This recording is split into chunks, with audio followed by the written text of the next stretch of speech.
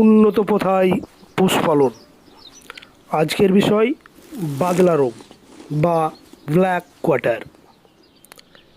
গবাদি পশুর মারাত্মক সংক্রামক রোগগুলির মধ্যে বাদলা রোগ অন্যতম। গরু ও মহিষ এই রোগে বেশি আক্রান্ত হলেও ছাগল, ভেড়া, শূকরেরও এই রোগ হতে পারে। ক্লোস্ট্রিডিয়াম সোভেই নামক এক প্রকার জীবাণু এই রোগ সৃষ্টি করে।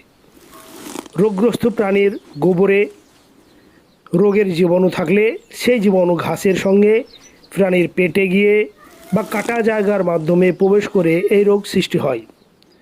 বছরের যে কোনো সময় এই রোগ হতে পারে, তবে গ্রীষ্ম ও বর্ষাকালে এই রোগের প্রাদুর্ভাব বেশি হয়। 6 থেকে 2 বছর বয়সের গরু মহিষ এই রোগে বেশি আক্রান্ত হয়।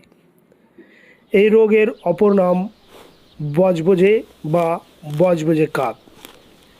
এই রোগের কিছু লক্ষণ: প্রচণ্ড জ্বর হয়, দেহের তাপমাত্রা বৃদ্ধি পেয়ে 107 ডিগ্রি ফারেনহাইট পর্যন্ত হয়, পায়ের উপরের অংশ, বুক ও কাঁধের চামড়ার নিচে ফোলা দেখা যায় এবং টিপলে বজবজ শব্দ হয়। তাই অনেক সময় এ রোগকে বজবজে কাকও বলে।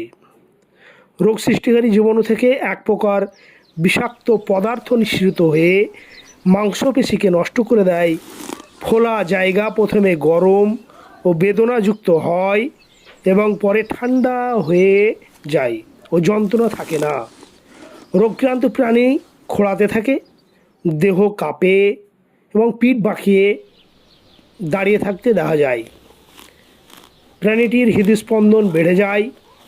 পরিশেষে আক্রান্ত প্রাণীর হঠাৎ মৃত্যু ঘটে। এ রোগ সাধারণত 1 থেকে 4 দিন স্থায়ী হয়।